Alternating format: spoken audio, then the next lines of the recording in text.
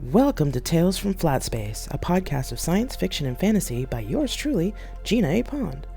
Just know that the stories in this podcast may contain content that could be disturbing to some listeners. Listener discretion is advised.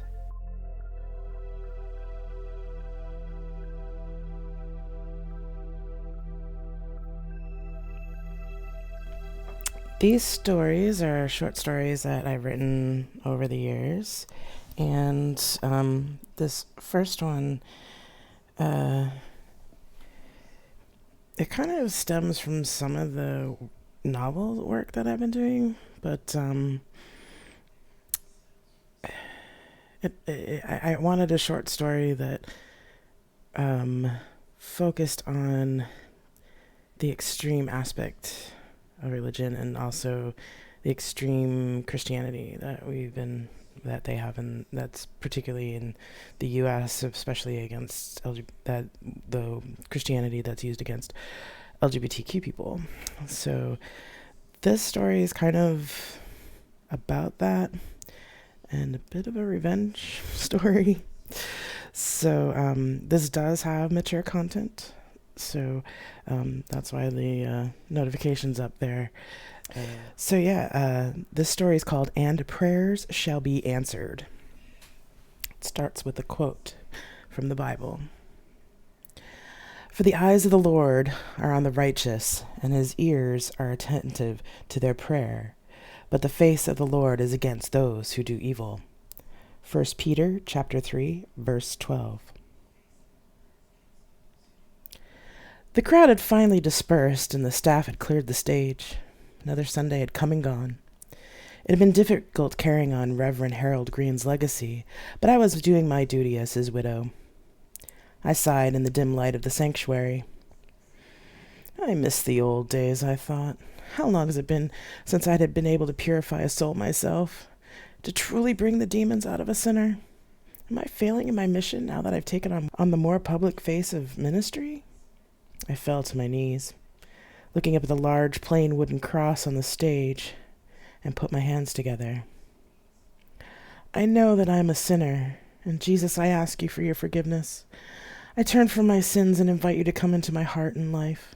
I want to trust and follow you as my Lord and Savior. Let me be in your mind as I purify in your name. Amen. The panic in my heart lessened. No, I am not a failure. I will purify them all, Lord Jesus, I declared to the empty room. Hesitant footsteps came from behind me. I stood and wheeled around to see a young woman in plain blue and an appropriately modest dress. Her hair was blonde and her skin was so pale it was nearly translucent. Eyes cast down, she held her hands tightly in front of her. She looked as if a strong wind would blow her away. Who are you? How did you get in here? I asked. She shrunk into herself, then said quietly, I'm sorry to bother you, but I hid in the seats after the service. I just knew that maybe if I could talk with you, you could help me. I'm a sinner, such a horrible sinner. The girl fell to her knees and started crying. My instincts told me that something was off about her, but the mother in me felt for her, so I went over, helped her to one of the seats, and sat down next to her. There now, girl. Tell Mother Green what's wrong. We're all sinners, child, but I can help you if you truly want to repent of your sins. The girl nodded and wiped her eyes on the sleeve of her dress. My mother brought me here. She hoped to help me find Jesus again. She stared at me with bright blue eyes that matched her dress. And I want to be his again, ma'am. I really do. Casting her eyes down again, she continued. Anyway, we came to the red zone to become right with God, and she paused. Go on. I don't know if I can. I have homosexual feelings. She said the last at a near whisper. My heart leapt. That explained everything. A soul in need of purification. Lord Jesus does listen to my prayers. Oh, child, I know how hard that can be, but I can certainly help you. There are methods that will purify your soul and turn you into the proper woman you should be. If you have the time, you can come to my house and we can start your therapy right away. Her eyes shone with hope and relief. Really? You could cure me? Of course, child. Would you like to let your mother know where you are? Oh, it's okay. She suggested that I hide and wait for you. She's been praying night and day that I can be cured. She'll be so honored that you decided to help me yourself, Mother Green. I didn't think you'd help a poor girl like me. I mean, I can't pay anything. What's your name, girl? Matilda, she replied. I lifted her chin so she could look at me. I help anyone who asks and wants to be purified of their sins, Matilda. We can discuss how to repay me later, but now curing you of this sin is my top priority. The relief that spilled over her face made me shiver with anticipation of what would come later. Her red-rimmed eyes made me wonder what she would be like on her knees, praying while I whipped the demons out of her. I took my hand off her chin and took a deep breath. Come, girl, I ordered, and she meekly followed me out of the sanctuary to the waiting limousine. In the days that followed, Matilda was like clay in my hands. Her repentance was glorious. I could feel the change happening. She confessed all of her impure thoughts to me with a humility that was most gratifying. When she told me about her father and how he rightfully claimed her when she became a woman, it brought memories of my own claiming. I patted her head. I understand, Matilda. It was difficult for me, too, but it is the father's and then the husband's right to claim us. Don't worry, child. I'll find you a suitable husband who can keep you from sinning. You can bear him strong sons and to go to the borders and to protect us from the pagan sinners. You understand that this is our duty as women, yes? Matilda nodded. Good. Then get up, go clean yourself up, and prepare yourself like I taught you. The girl stood up and obeyed, her naked body glistening with sweat from kneeling on the floor for the last 4 hours. I shoved my own impure thoughts out of my mind, making a mental note to flog myself later. When I heard the shower running, I had an idea how to move forward. I left the room and went to find my head of security. Eric was a man in his late 30s and by all accounts a good-looking man. Yes, I thought, he'll do.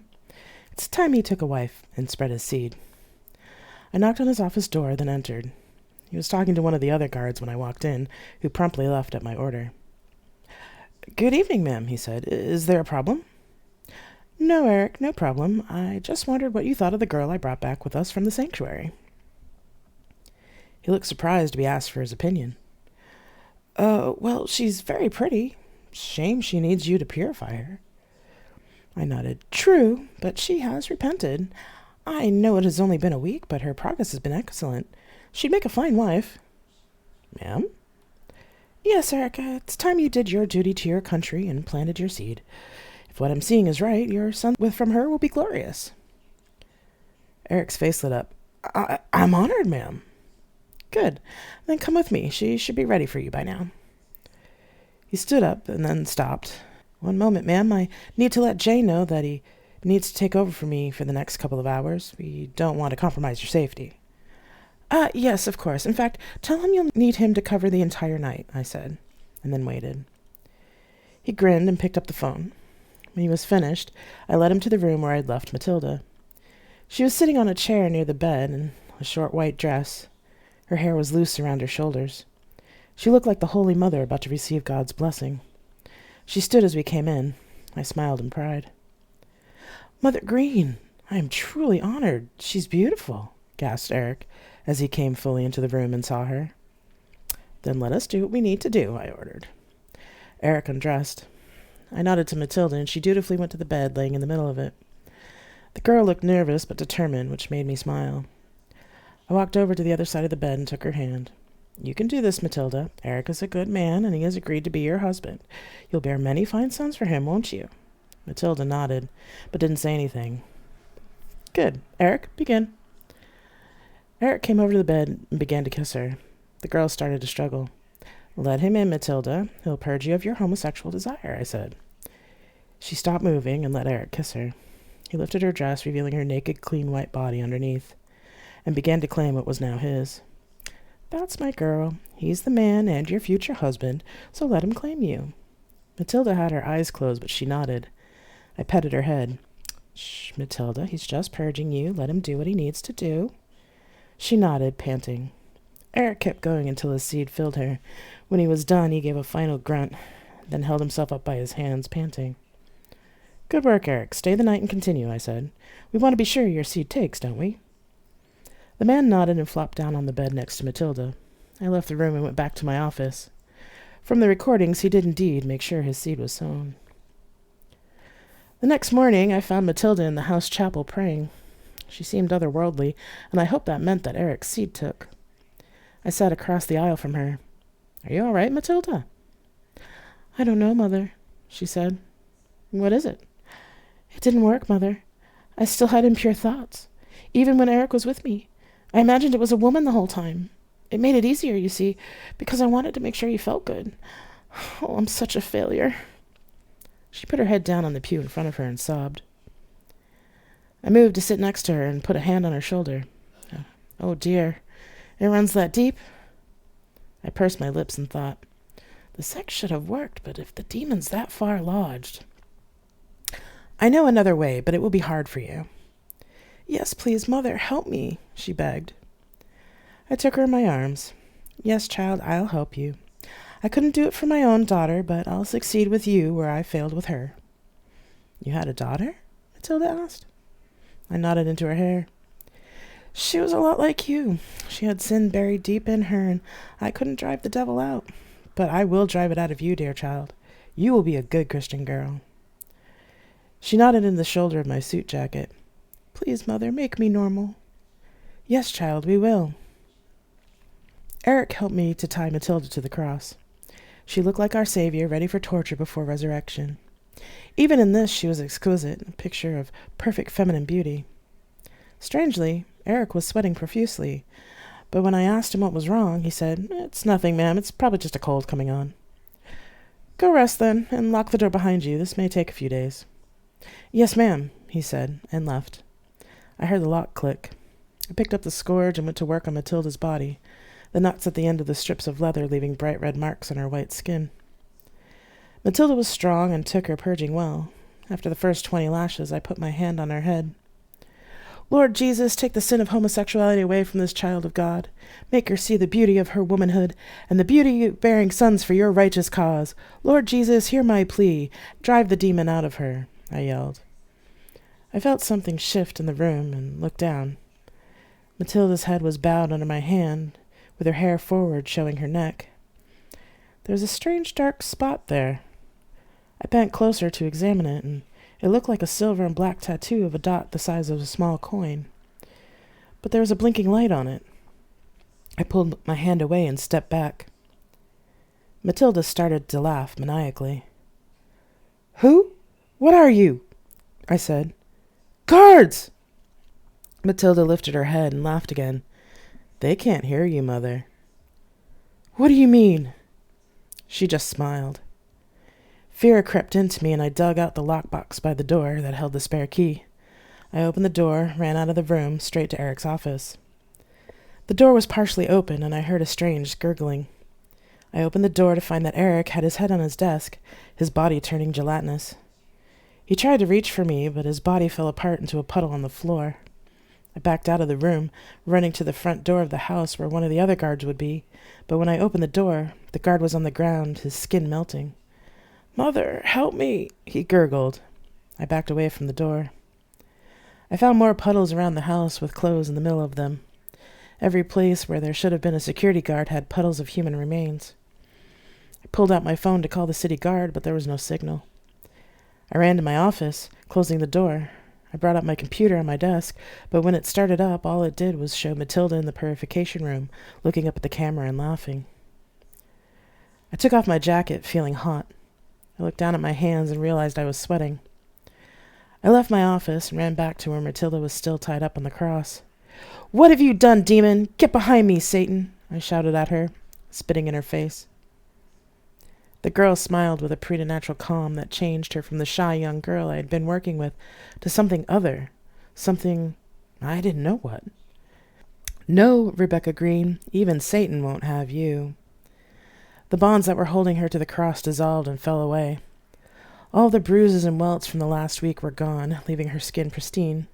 She walked slowly to the center of the room, stood before me, and said, "What have I done? I know what you have done all these years, and I have passed judgment. You see, we kept score, Rebecca. Your son kept score. We rescued who we could, but there are thousands that you killed. 58 in this room alone. You enjoyed stripping them of who they were to satisfy the egregore of a tradition that should have died out decades ago. The door of the room slammed shut behind me. I ran to the door to open it, but it wouldn't open even with my key. I pounded on the door, screaming for help. There is no one to help you, Rebecca Green. They are either dead or they've left, and now your time has come. I turned to Matilda again, but it wasn't Matilda anymore. There was something more immense about her presence, and her eyes had turned completely black. She stepped towards me as I flattened myself against the locked door. You are the abomination, not the innocents you tortured here, Rebecca Green. No, you are, I yelled in desperation. You have to be the whore of Babylon come to slay the faithful. It was the only explanation for all of this. It was the only one that made sense, but it was getting harder to think. The woman laughed, her voice sounding larger than the room. Now that's a name I haven't heard in a long time. No, woman, I am not her, although we have a lot of things in common. No, I was sent by your son. Son? I never had a son, I said. I started to feel a burning, crawling sensation under my skin. True. She gave a cruel smile. But you also never had a daughter. I tried to speak, but all that came out was a gurgle. I fell to the floor, feeling hot and wet. She squatted down next to me. Your death won't change the lives you've destroyed already, but it will save millions. Frankly, it's more merciful than you deserve. As she talked, the voice began to change, sounding more masculine. The woman had changed. She now looked like Jesus, but he had dark skin. Jesus, help me, I screamed desperately in what was left of my mind, not caring at this point that he was black. He shook his head, anger and sadness on his face. Oh, Rebecca, you poor fool. All I ever asked of my followers was to be loving and compassionate. He shook his head again, sighed, then stood and walked away, leaving darkness in his wake.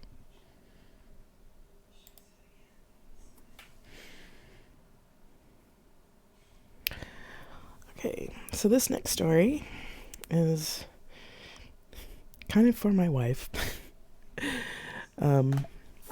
And for those who know me will know why when they hear it. So this one's called The Engineer. This one will be fun, she said, as we walked down the street of the small town in California we lived near. You like coffee, right? Well, yes, I do, but what do you mean by fun? It'd only been a few months since we got together, and while I knew my girlfriend was eccentric, she was, after all, an engineer, I vaguely remember her saying that she usually preferred to make her own coffee at home. Oh, Jenna, don't worry. Like I said, it'll be fun. You want to vlog it? She replied. I suppose so. Let me get out my phone. I fished my phone out of my purse, struggling to keep up as I opened the camera app. Tara was tall and long-legged and, for some reason, walking very fast. Come on, Jenna, we're almost there. The small downtown area had a lot of little shops, a couple of regular restaurants, and several cafes. One was a coffee shop that only opened till 3 in the afternoon, which we walked past, and the other was a coffee house that stayed open until 1 in the morning, which was apparently our destination. When we walked in, it had all the trappings of an old hippie hangout, complete with squashy old armchairs repaired with duct tape and crocheted afghans.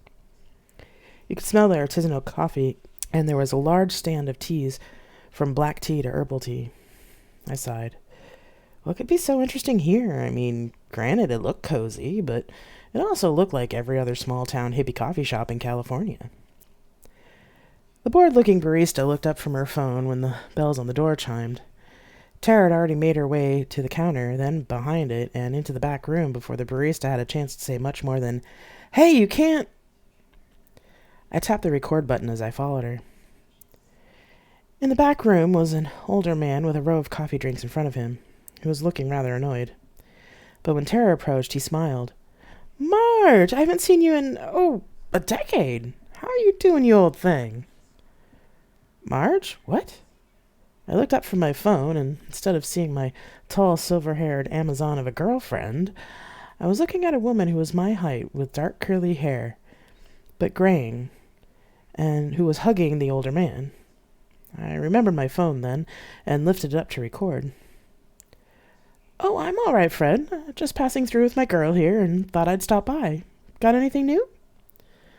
She turned to me and winked before turning back to the older man. Fred frowned. I've been trying real hard, but nothing is working. Here, try this and tell me what you think. He handed her one of the cups of coffee, and thus began several hours of tasting, mixing, foaming, and frothing of different drinks. I had to dig out my spare charger before long. You know, Fred, let me try something. You can totally ignore it if you hate it, but if you like it, I'll tell you what's in it. Tara/Marge started rummaging around through Fred's spices with a coffee mug, adding a pinch of one thing and a dash of another to it, ending with a tablespoon of sugar. She stirred the mixture in the cup with a tiny spoon, and then headed to the espresso machine. She dumped an espresso in with the spices in the mug and added some steamed milk, stirred it, and then gave it to Fred. He looked skeptical, but he took a sip. His eyes opened wide, and he took another, longer sip of the spiced coffee. Holy shit, Marge, what the hell did you put in this? This is incredible. Oh, a little of this and a little of that. Really, to be honest, it's a bit like chai spices, but with some extra savory spices thrown in. I'll write it all down for you. She looked around for a second, found a paper and pen, and made a small list. For some reason, when I tried to see what was on the list, I couldn't read it. I'll have to figure out what to name this one, since we already have a Marge coffee on the menu. You what? I said, startling them both. Tara/Marge laughed, and Fred looked surprised that I was still there. Fred answered, Well, the last time I was here with Marge was when I opened this place. The folks around here weren't used to the coffee drinks like we had up in Seattle, so I had to make something that folks would recognize as coffee, but still have an interesting flavor. So she comes in and says, Give me a minute, and goes to the back and comes out with the best damn coffee I'd ever had. She wrote down the recipe, and to this day it's still our best seller. A nice latte, no sugar, with a bit of lemon and ginger in the right amounts. People swear up and down that even the decaf version wakes them up.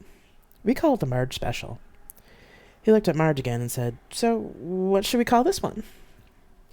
She turned and winked at me again. How about Jenna's Delight? It's because of her that I happen to be in town today.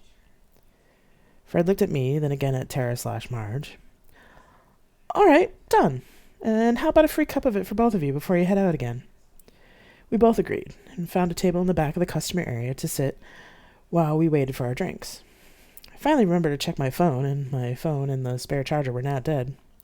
Somehow that wasn't really important at the moment. Are you really Tara, my girlfriend? I asked quietly. Marge looked at me and smiled. Of course I am. I'm also Marge. But, well, you, look different at the moment. Suddenly, yeah. Well, of course I do. Don't worry, I'll explain it when we leave. Okay, I suppose. Cheer up. You're going to have some amazing coffee in a second. I looked back towards the kitchen, and Fred came out with 3 large mugs of coffee on a tray. He found us and carefully made his way through the armchairs, tables, and random musical instruments. Fred set the drinks down, telling us to drink up, and then proceeded to talk about old times with his old friend. I was feeling a bit left out and realized my phone was completely dead, so I couldn't even console myself with Facebook or Twitter. I took a good long swig of the coffee. I didn't know what Tara/Marge had put in that coffee, but the spices flooded my senses and made the coffee taste richer. There were some chocolate notes, a little cinnamon, and some other spices I couldn't really identify. None of it was overpowering, but it did cheer me up, as if I had just had a nice warm bath with bubbles. Suddenly I was just happy, sitting there watching the woman who was my girlfriend but didn't look anything like my girlfriend catch up with an old friend of hers. I sat there sipping my drink until it was gone, which made me a bit sad since there was no more of that amazing flavor left. I sighed. Then the world came back into focus. While I wasn't blissfully happy anymore, I still felt all was right with the world. Well, Fred, I'll let you get back to business. It was really great to see you again. She gave him another hug, and I shook his hand. Oh, well, yes, it's getting late, and it's been great to see you. Don't be a stranger now. He waved as he went behind the counter. As we left, he was adding Jenna's Delight to the chalkboard menu. I walked out first. When the door closed behind us, I turned to ask for an explanation, but Marge had turned back into the features that I recognized. The tall woman named Tara with the silver hair. What the hell? Hell has nothing to do with it. Come on, I'll explain in the car.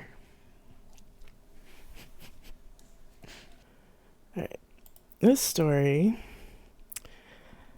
is actually a story I wrote when I was still working in biotech. And I actually wrote it at work in a night similar to the night described in the story. Basically, I had to redo an assay, and it was like it needed to be done that day, so I had to stay quite late to finish it. And yeah, this is kind of what I did while I was waiting. And I had finished all my other work, and I had finished like doing cleaning and things like that, so I had nothing else to do except write a story. So this story is called Interstitial. When you work in a lab, there's significant downtime where all one can do is think. Honestly, there's not much else to do when you have a 30-minute incubation and you've completed all the paperwork that your test requires.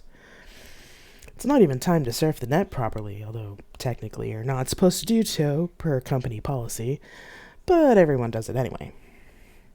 The only other option left is to play a game of solitaire, but when it's Friday night and you're a bit punchy because it's been a long week, even solitaire isn't enough. However, I've been in the biotech industry for a number of years now, and thus have learned to accept a life of hurry up and wait. On this particular Friday night, as I sat on my lab stool pondering the fact that it's 6 o'clock in the evening and I'm still at work, I am staring at the timer in my hand. At this moment, it's the only thing that is remotely entertaining. It's amazing, actually, to realize just how long a minute can be. I have time blindness, you see, so I don't ever really remember just how long a full minute is, and I always get it wrong.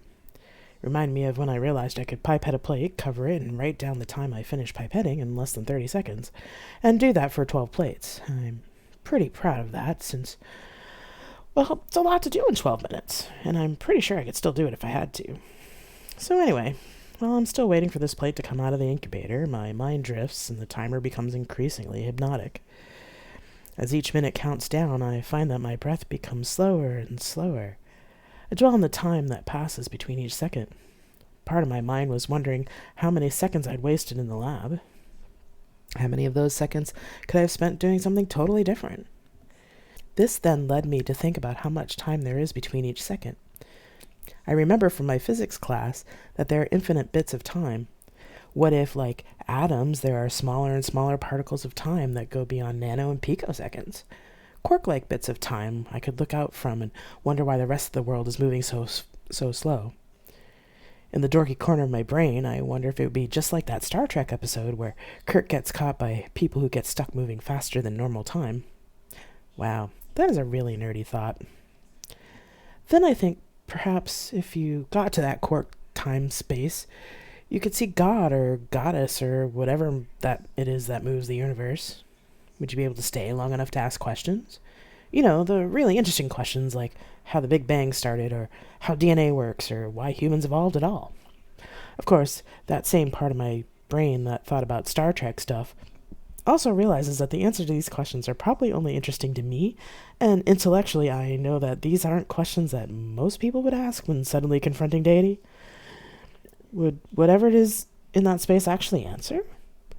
That's when the other part of my brain, the one that tends to send me earworms, chimes in with lyrics from a song that I can never remember the band's name for. This is ponderous, man. Real ponderous. I think I ought to give these thoughts a moment of silent out of respect. They are big thoughts, after all, but that's when I noticed that there really is silence. Complete silence. The machines have stopped humming. There are no lab doors banging. Even the smell of the 70% ethanol that I was wiping the counters with is gone. There's only a complete and utter silence. What the? I think. Or did I say it out loud? I'm not so sure. I open my eyes, though I don't quite remember closing them, because now I'm kind of freaked out. I feel a little queasy. Right. I know it's been a while since I've eaten, so maybe I should check the timer and see if I have a few minutes to run out and eat some candy. I stand up and make my way to the door. My hand goes for the handle, and to my shock, goes right through it. WTF.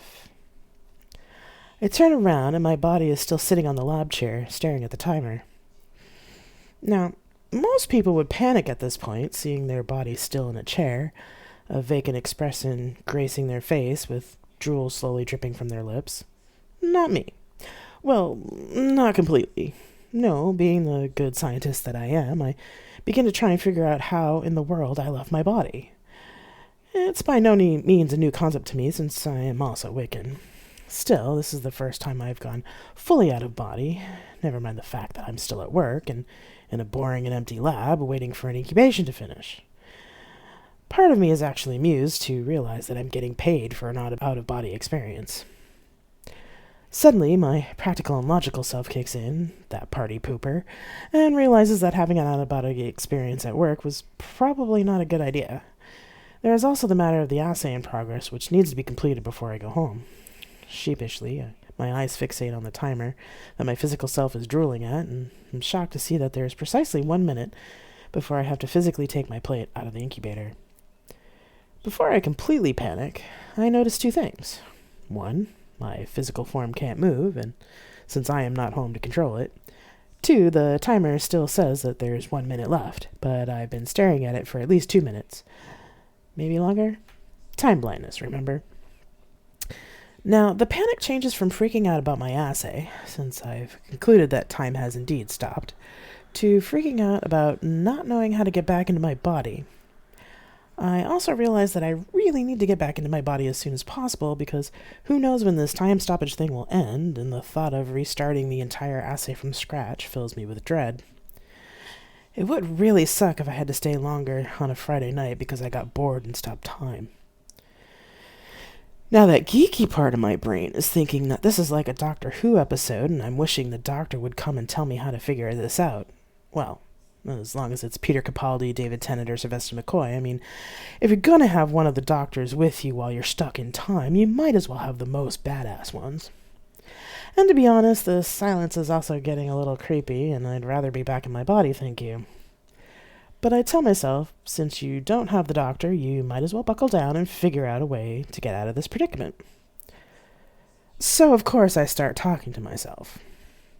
Self, how did I get us into this? Well, first you were staring at the timer. I nod.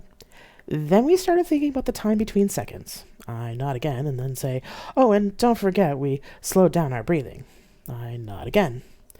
Right, then so maybe if we start thinking of normal time and try to get our body to breathe faster, we'll speed ourselves up. After this conversation with myself, I'm feeling rather clever and smart. Although just in case my cleverness fails me, though, I rattle off a small prayer to whatever it is out there in the hopes that I really am correct about how to fix it. Mid-prayer, I remember the thought I had earlier of meeting whatever it is to ask some questions, and I wonder, is it here? Do I have to call it? Or will it come to me? But when I look around, all I see is the same old boring lab with its beige and gray walls, and that's not very interesting or mystical at all. In fact, I'm starting to get rather disappointed that I achieved this amazing out-of-body and out-of-time state and got no spiritual revelations from my trouble. Oh well, I think. Maybe I'm not supposed to get spiritual revelation at this time. Positive thinking, you know. I move over to my body, and when I touch it, my hand starts to get sucked into my physical form. I start to think about how fast time can be and all the pleasures of being in my physical form, like food and hugs and jumping in puddles. I feel myself rushing forward, and the seconds start to tick down on the timer again. Slowly at first, as if there was a full minute between each number, and then faster. And right before I fully enter my body, I see it.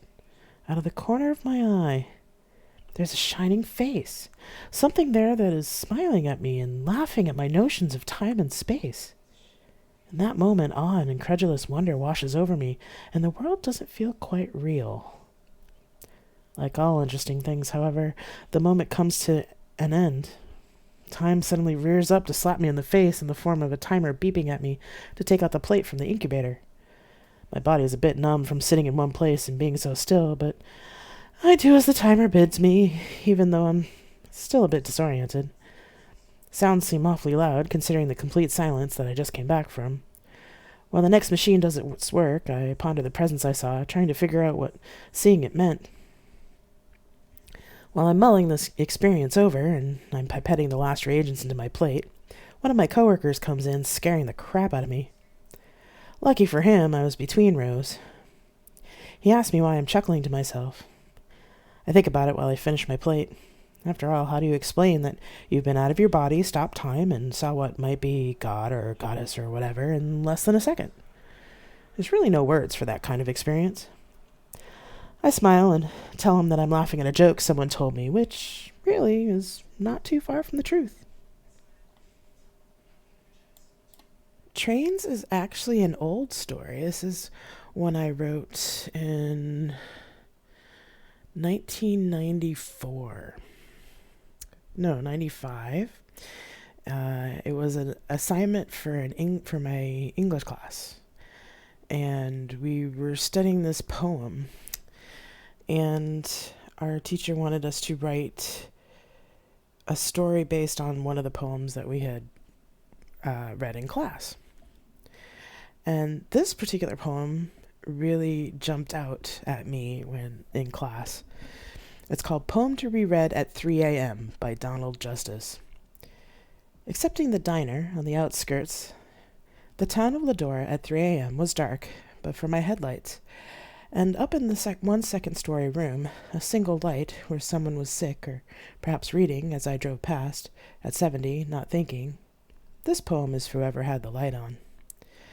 And that last line especially, this poem is for whoever had the light on, really stuck in my head. And when we wanted to, when our teacher gave us the assignment, it also connected to a song by Melissa Etheridge. I'm a big Melissa Etheridge fan, and it starts with a quote from the Melissa Etheridge song, Royal Station 416. And I watch from my window, touching the cold glass sky. As the train rolls down the track, I say goodbye.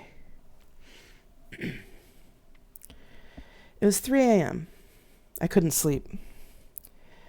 My single room seemed empty with just one light on. There was my bed, the lamp, the chair by the window, and the door to the bathroom with a joke sign on it that read, Main Drain, left over by the former occupant. Besides that, the room was pretty bare, except for an old-fashioned phone and a small AM/FM clock radio. Outside, the lights of the town were all off, having rolled up for the night. All I could see, well, if I looked real hard, was the diner down the highway. It was quiet and dark here, but I couldn't sleep. I moved to the window, looking down over the highway to the train tracks. It's so quiet, I thought. Maybe if I shout or scream, I could wake the whole neighborhood. A lone car, probably going over 70, whizzed by, its headlights moving fast, as if to get out of this town as quickly as possible. I wondered if the driver saw my light on, and if they were curious about who would still be up at 3 o'clock in the morning. The bare wood floor creaked as I shifted my weight from one foot to the other. I sighed and turned back to the bed, hoping to be sleepy, but the sleep was still far away. My memories of the past and thoughts of the present ran through my head, making noise. This is why I stood by my window at 3 o'clock in the morning, I told the car driver in my head. I wanted to forget why I left. I wanted to forget why I am now in a one-room apartment in the middle of nowhere, to forget my grief and pain. I wanted to forget everything and start a new life, but my mind wouldn't let me. It kept bringing up all of it, all the pain and hurt of the home I left, all the things that I had never told anyone and probably never will, things that people just wouldn't understand. There was a clatter down below. The lights of the train cars reflected off the ceiling, making the room glow a dull orange. The clattering of the boxcars was a lonely sound, one that seemed fitting here. A lonely place for a lonely person to sit at their window with their memories. I pulled the chair closer to the window so that I could look out of it. I sat, bracing myself for the rush of thought and memory that would come. Nothing else to do at 3 o'clock in the morning, besides wait for sunrise. The train rolled off into the distance, the lights fading as it came to the bend in the track. My father used to tell me that taking the train was a great way to travel, and it was. I remembered when I took the northern route. You could see the country from a different point of view, and you were able to relax before you re-entered the real world. When they picked me up, the first time I took the train, I was all excited to be home again after many weeks at school. My parents showered me with kisses and questions about my life. I told them what they wanted to hear, not that everything was a lie, It's just that they didn't need to know everything in my life anymore. The ride home was filled with "we missed yous" and "we're glad you're homes," all of which were comforting, since at that moment my parents weren't fighting. They were adult enough to wait until we got home. "Where are my measuring spoons?" he asked, as he was making dinner. "I don't know. They could be in the dishwasher," Mom replied. "They are not in there. I need them. I can't make supper without them," Dad yelled. She got up grumbling about what he could do with the damn measuring spoons. I just sat and watched the scene play out like I had so many times before. It didn't seem real anymore. They searched all through the cupboards and among the dirty dishes in the sink, all the while slamming doors and throwing Tupperware. "Well, if you got off your fat ass and put things away, we wouldn't have this problem," Dad yelled at her.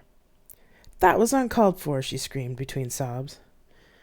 Mom went into the bedroom and slammed the door. "Oh, well, I guess that we don't eat. Not that either of you need to eat anyway." He slammed the refrigerator door and sat down on the couch to watch TV. I watched the whole scene with calm detachment. I slowly got up, went to the refrigerator, reached on top, and found that what they were looking for: a set of 6 measuring spoons. How they got there I didn't know, but I saw them as I dodged the screaming and the plasticware. Placed them on the counter, where our meal was half prepared. "Here they are," I said, in a fake cheerful voice. He looked at me with a mix of shame and pain. "I'm sorry you had to see that, baby." His quiet voice was drowned out by the noise of the TV. "No problem," I lied. 20 minutes later, it was as if nothing ever happened. It was as if he had never called her a fat bitch, or she had never called him an asshole. I never understood this. Why they stayed together, I never knew. Later that night, sleeping in my old room, I heard them argue about me through the walls. They wanted me to be happy, but the cost of college was so expensive. Mom argued about how he could stop drinking away all our money, and he countered with the usual excuses. And that night, very much like tonight, I stared out my window listening, not being able to do anything about anything at all. The pale blue of early morning was replaced with the golden tones of sunrise. The tracks and the highway were empty for now, since there was a break between trains. Travelers stopped for breakfast at the diner, waiting for the next Amtrak to Boston. The beauty of the surrounding mountains took my breath away. It's funny how something so simple could be so uplifting. Traffic started to fill the highway, with people going to work early in the morning, making something of their lives. That's all I had wanted. Regular job, a house somewhere I could have a real life. Past seems like a movie I'm forced to watch over and over, unreal. The present is now. Life beyond this moment seemed impossible. So I sat, trying to push away the past, to figure out where to go next. I got up from my seat at the window and stared at the bags on my bed. 1 duffel and 2 backpacks, with many more things in the car. Been a while since I'd last eaten, so I rummaged through the packs to find some granola bars and apple juice. I wondered what they were thinking back home. I wonder if they understood why I had to leave. I wonder if they understood me at all. I put my granola bar down so I could pry open the window. The room was stuffy, and the early morning air was cool against my face. The whole earth looked alive today. Everything seemed clear in this light, but it felt like something that could be shared. I wish it was something I could share with Jean. And Jean was why I was here, standing at this window early in the morning. I met her at a coffee house near campus. She sat at one of the far tables with a cappuccino, listening to me sing as she always did. I sang regularly there because I loved to sing, and it relieved the stress of being a science major. She was dark and handsome, with steady eyes that looked at me with a sense of mystery. She was always a mystery to me, and I was a mystery to her. She always said so. She never understood why I loved her so much, yet seemed so distant. I guess part of that was fear. Fear of the future, fear of the past, or maybe just fear of love. There's also fear of my father. Besides being a woman, Jean was also black. My father was a racist and an alcoholic, but I suppose in the end I had been too optimistic. Another train rattled by. The dust and noise of its passage filled my ears and eyes through the rickety window. It was a lonely place to be, this room, all quiet, with no other human sounds, except for the cars driving past and the faint sound of the train whistle. I picked up my granola bar and sat with my bare feet on the windowsill. Outside, the sky was becoming brighter. The clouds were like dark stains across the morning sky, making shafts of sunlight that focused on unknown spots. It was beautiful. I stared at it thinking about what Jean would say. I'm sure she'd be poetic about it. I gazed out the window, remembering the first time we watched the sunrise together. We held each other on the rocky hillside and waited for the light to shine on us. She started to talk to me of her hopes and dreams and what life was like for her. We used to talk about getting married, having children, and where we would live. I was going to be a biochemist, and she was going to be a writer. I remember how she would always tell me I was beautiful, even though I never believed her. It took me a long time to even believe it a little. It was the same with her love. I wouldn't believe it until she proved it to me. What would it take for me to make you believe that I or anyone else loves you, she asked. I don't know, anything that my parents haven't done, I replied. My parents had always told me I was beautiful and smart, but I never trusted them either. Why do your parents always have to get involved? You're an adult now. Why do you let them run your life? She was getting frustrated now. I always knew when she was starting to get mad because she would lean forward towards me. Isn't that how it works? Especially if they're paying for school? I said quietly. It's just, I don't know. No, that's not normally how it works. She looked thoughtful for a moment, then said, Let me meet them. I could talk to them for you. Help you tell them that you're your own person now and that they need to get on with their lives. No, I interrupted. I wasn't about to let her be subjected to them. It'd be too horrible. Why not? It would prove that I love you, that I care enough to go to your parents and talk to them. You never know. They might be impressed with me. I don't think that's a good idea, I started to say. Oh, come on. It's a great idea. Don't worry about it. You'll see. They'll love me. She brought her hand up to my face and caressed my cheek. I knew then that I couldn't change her mind. Jean was always stubborn that way, although something told me it would be a big mistake. Another clatter of rails brought me back to reality. I closed the window, threw on my shoes, grabbed my keys, and went down to my car. I figured I might as well bring everything else in. I also thought it would keep me from thinking about Jean. Her love was something I always took for granted. I never wanted things to happen the way they did. I never wanted it to happen at all. I opened the trunk of my car and pulled out my guitar from among the shopping bags. This guitar had helped me out so much. Maybe I'll start singing around here to get a little cash, I thought, if I could find it in me to sing again. I grabbed the nearest bag and headed up the old wood stairs. I dropped it off at the top of the stairs and went down to grab some more of my stuff. It took me about a half an hour to get everything upstairs and in my room. Now, instead of being totally empty, there were bags everywhere. I picked up one of the bigger bags and put it on the bed. I put away the clothes on top in the closet. At the bottom of the bag, there were papers and bills and some pictures of me and Jean. As I looked through them, tears came to my eyes. She was beautiful, but she was gone. Hello? The unexpected voice startled me. I turned to open the door to find an old woman almost 80 standing there. She looked very much like my own grandmother, plump, kind, wearing glasses. She had a look of concern on her face as she came in the room, stepping over the many bags on the floor. Hi, I'm sorry if I made a lot of noise bringing all my stuff up here, I said, wiping away the tears. Oh, no, dear, you didn't wake me up. I get up early every morning. No, I just came over to see if there's anything I could help with and to welcome you to the building. Are you all right, honey? Yeah, just remembering things. I wasn't about to deprive this woman of the joy of helping a young person. I could use some help getting things organized, if you don't mind. I'm afraid I'm not very good at being neat. Dearie, that's what I'm here for, she said, with a friendly smile, and we began taking things out of the bags. She talked about herself while I told her where I wanted things. Her name was Letty, and she lived 2 doors down by herself because her husband had died 5 years ago.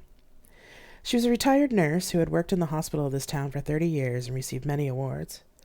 She had 2 children. One was a doctor in Los Angeles, and the other was an artist living in New York. I listened attentively while she talked because it kept my mind off other things. My goodness, I've been talking your ear off, she said, when I dumped the last bag on the bed. So, my dear, what brings you here? You've been awfully quiet. What was I supposed to tell her? I thought for a long moment. I couldn't lie to her after all the kindness she had shown me for the past hour as we put things away. She could have just ignored me earlier or introduced herself and left. I decided to keep it simple but vague. I came to get away from things for a while. I had some problems at home. I see, she said. She picked up one of the pictures I'd left on the bedside table. Oh, and who's this? She asked, showing me one of the pictures of me and Jean. She was my fiancée, I said quietly. She, died before we got married. I'm so sorry, honey. I didn't mean to bring up painful things. But it seems that we have many things in common. She put down the picture next to the clock. Oh my, look at the time. It was now past noontime. I was amazed that I was still awake, considering I hadn't slept since the night before. Oh, is it really that late? Yes, it is. You look tired. How early did you get up? I paused. I couldn't sleep. Letty gave me a sympathetic look. Well, dearie, I have to meet Gladys and Irene for lunchtime bingo. Would you like to come? You may be able to get some extra money, and I know young kids on their own always need extra money. She grinned. Unless you want to take a nap. No, that's all right. I want to finish getting this place organized and maybe take that nap, I said. But thanks for the invitation. I appreciate it. All righty then. I'll be back later on. Remember, if you need anything, I'm just down the hall. Okay, Letty, I will. Bye-bye, dearie. Bye. I closed the door behind her and actually felt happy for a moment. She was a wonderful old woman, so full of life. I wish I was like her, able to smile through everything, but I couldn't. I kept thinking of my life before, about the love I had with Jean. I wish she hadn't come home with me. I should get some sleep, I told myself. Considering that I'd been up for over 24 hours, I was surprised I could stand. I lay down on the bed, put my head on the pillow, and fell straight to sleep. It was shadowy here. She couldn't see through the fog. She knew there were people present, all talking at once like being in a large party. She walked around in the fog looking for something. Stephanie. She turned around. She thought she heard Jean's voice in the shadows. She wanted to talk to her so badly, wanted to know how she was doing. She wanted to feel her again, feel anything again. Jean, where are you? Stephanie. Jean. She turned around and around. Jean's voice was coming from everywhere, echoing in the fog. Stephanie, save me. Why did this happen? Where are you? Save me, Stephanie. She held up her hands to her ears. Stop, she yelled. The voices were silenced. She fell to the ground and started crying. She didn't know what to do. She wanted to find Jean, but the fog was too thick and she couldn't see anything. It was as if she was trapped in the murky gray mists. Her foot then hit something solid. She turned and crawled over to the solid shape that was by her feet, feeling around with her hands. It felt like there was something soft, but it was cold like raw meat. She crawled closer. Suddenly she could see an unstaring face through the gray. It was Jean. Her eyes were closed and she wasn't moving. Jean, come on, Jean, wake up. Come on, please. She shook the body while she sobbed. What do I do? She thought. Finally, she gave up and just lay beside the body. Jean was dead and there was nothing she could do about it. Steph. She scrambled to her feet. Jean was standing now with her eyes open, staring at her blankly. She tried to scream, but she couldn't move. Steph, why did this happen to me? Why? Jean pointed to the holes in her chest where the blood was oozing out. Why did he do it, Steph?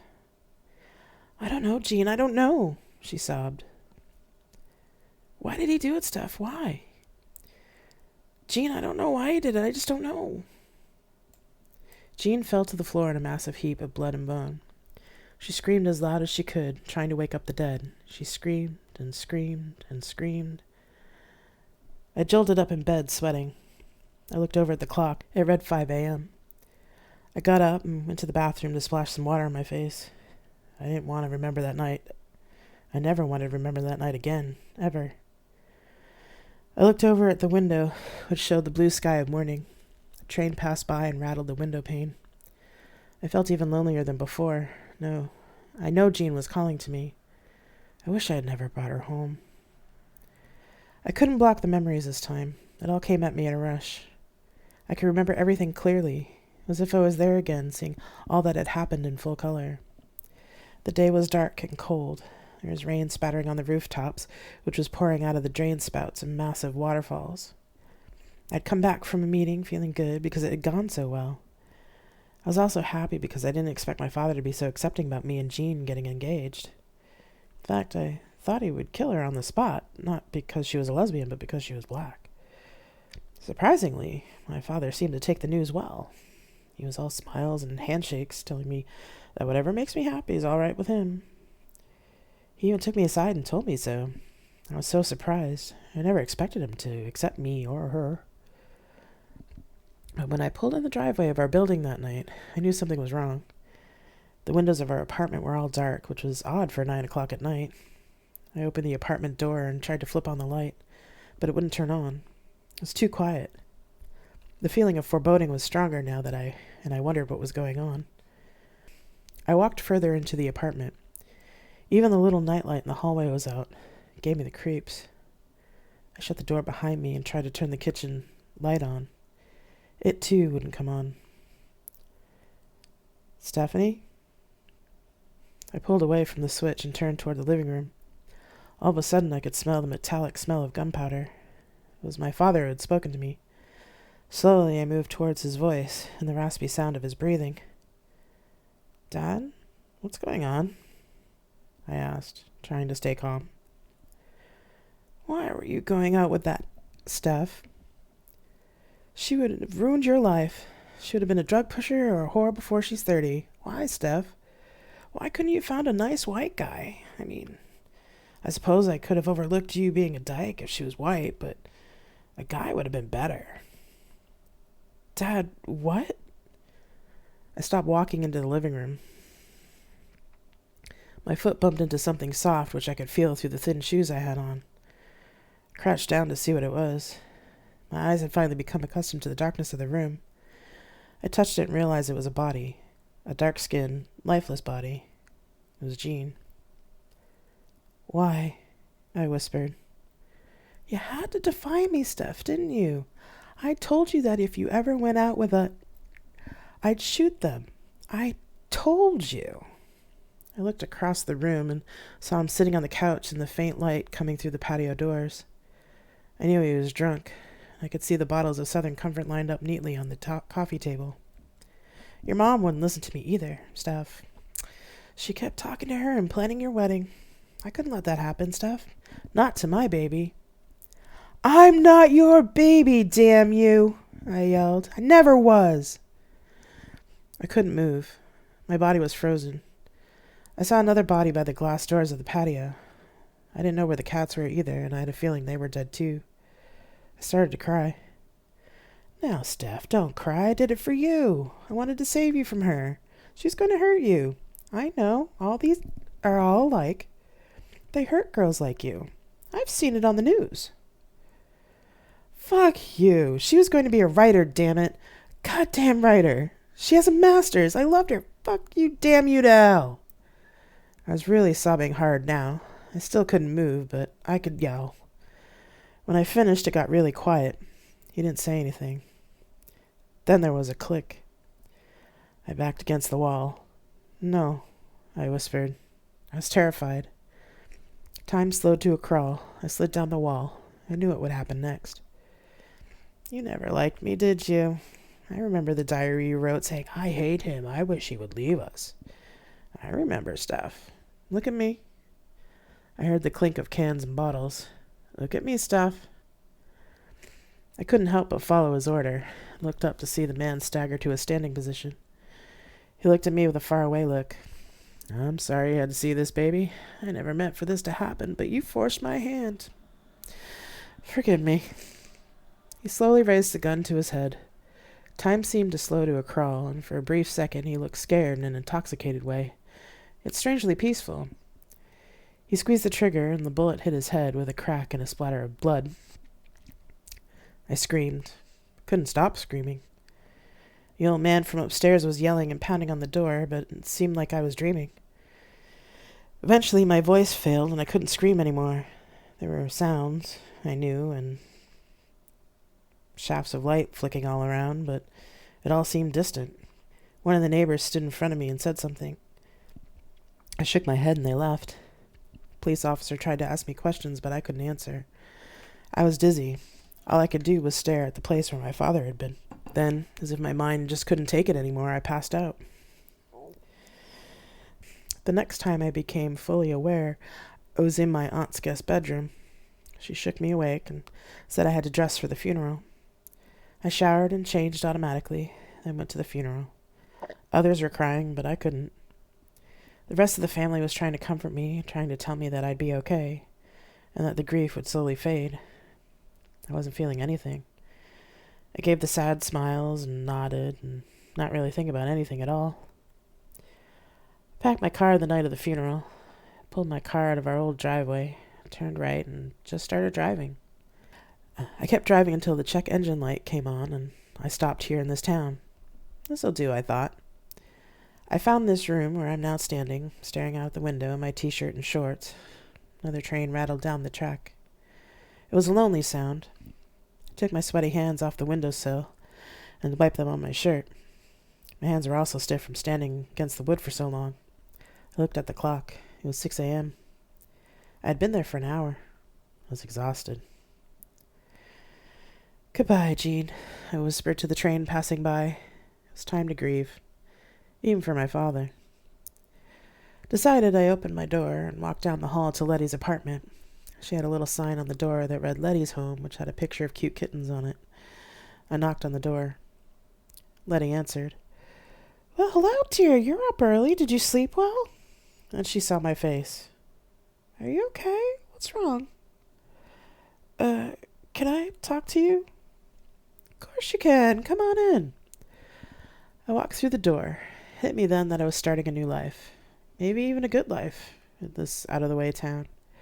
I might even have friends again, and could start with Letty. I sat at her kitchen table as she puttered about making coffee and putting some cookies on the table. "So, what do you need to talk about, honey?" I told her everything.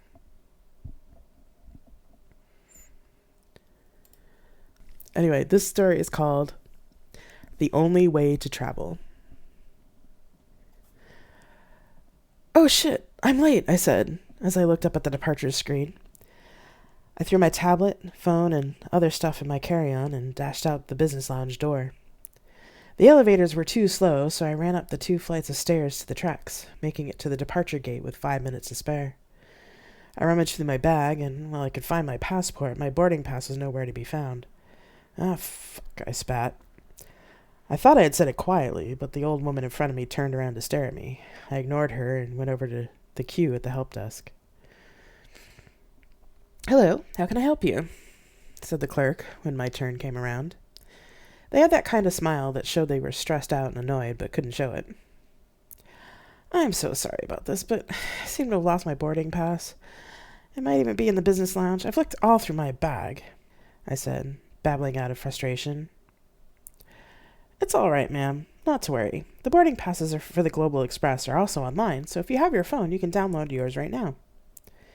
I sighed, annoyed with myself. "Of course it is. Why didn't I think of that earlier? Sorry to bother you." The clerk gave a genuine smile this time. "No worries, ma'am. Have a good trip." "Thank you," I replied, pulled out my phone and downloaded the app with my boarding pass and got back into the boarding line.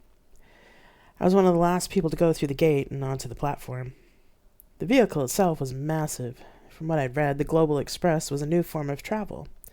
It looked like a train, but it had a special engine that did something with time, which shortened even the longest trips to an hour or less.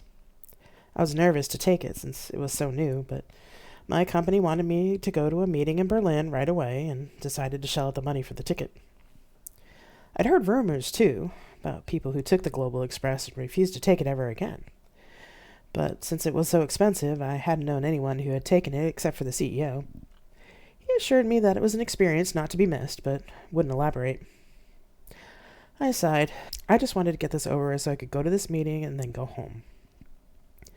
I entered the first door I came to, as the bell was ringing the 15-minute warning. I hefted my bag, so it was fully behind me in order to navigate the narrow, sloping passage to the seating area. I looked at my seat number on my phone. Of course my seat's all the way at the far end, I said out loud, sighing again. As I made my way up the sloping passage, one of the attendants began to speak.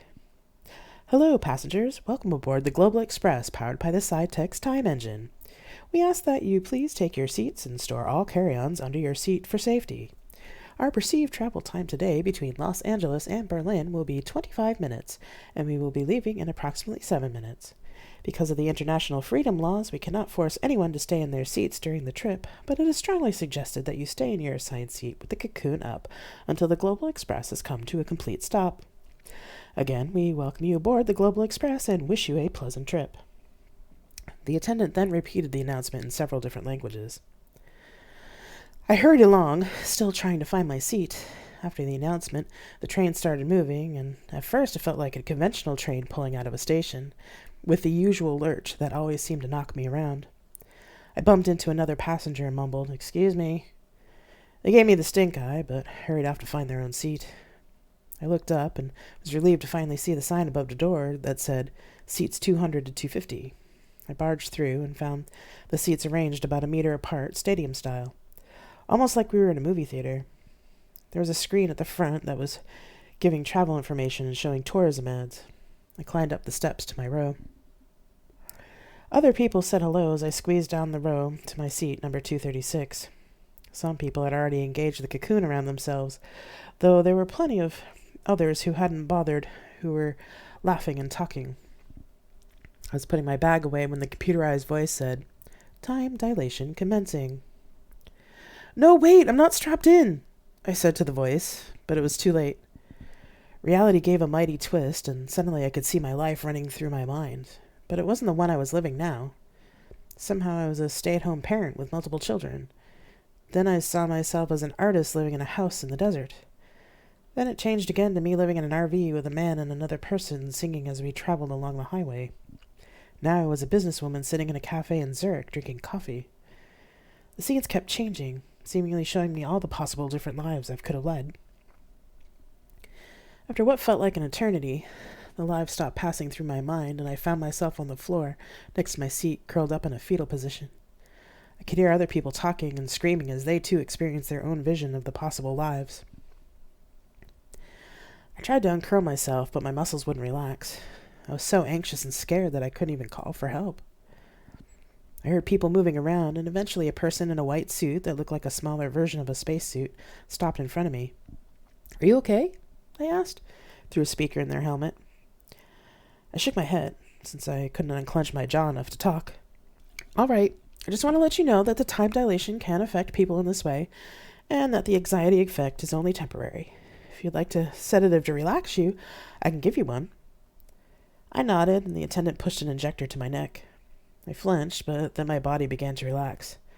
I stretched out my legs, coughed, and managed to say, "Thank you," in a gravelly voice. The attendant nodded. "You should get to your seat if you can," I said. I walked away. I managed to sit up, but had no real desire to stand. I felt wobbly from the sedative, and I figured it would be just better to stay on the floor rather than risk falling down again. The screen in front of us was ticking down the time to Berlin, and we still had 20 minutes to go. I looked to the left and right of me. There was another woman coming down the aisle. She ignored the closed cocoons, but when she saw me, she sat down on the floor in front of me. "Is this your first trip on the Express?" she asked. I nodded. "Took the sedative?" I nodded again. "Yeah, I did that the first time too, but now I don't bother because I'm used to it. Do you know that each time you travel through the time dilation, you see more versions of what your life could have been? I've seen so many possible lives that have actually changed my real one. The more I change my real life, the more I see when I travel on this train." Her eyes were bright and glassy and wide.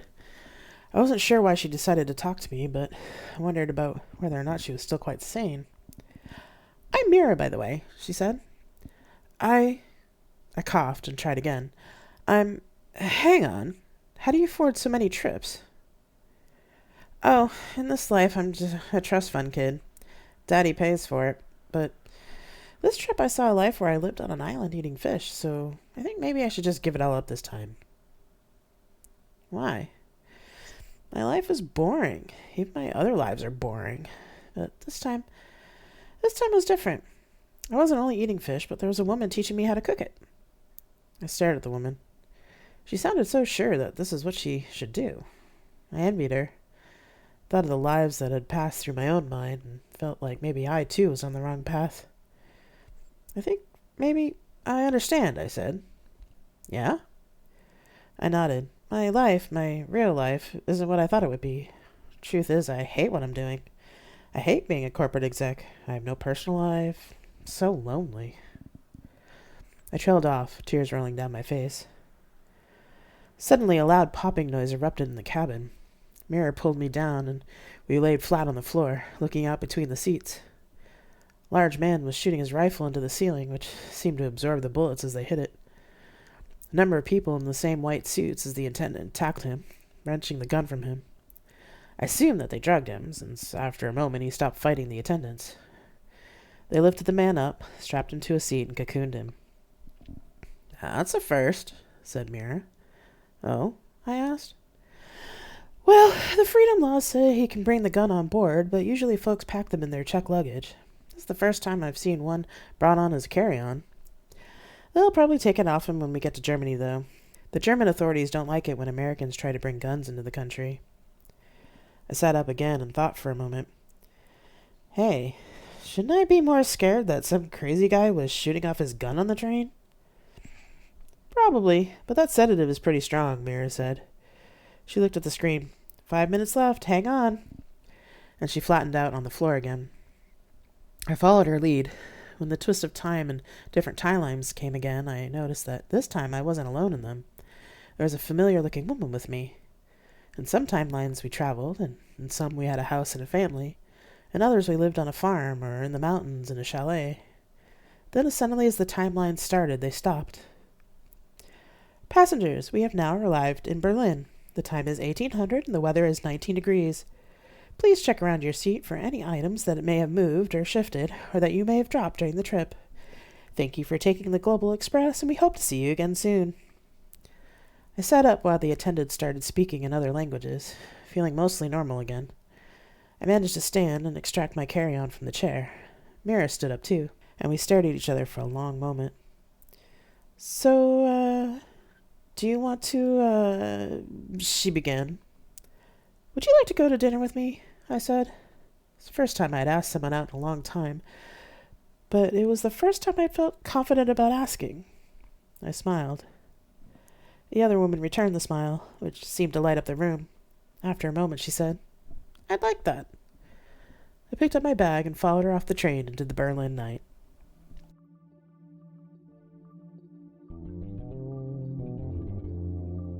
You have been listening to Tales from Flat Space. If you want to support me and my writing, there are many ways to do it. Follow me on my Twitch channel, become a patron, share this podcast, or buy my books. All you have to do is go to revginapon.net and click on the relevant links. Thank you very much for listening, and I'll see you next time.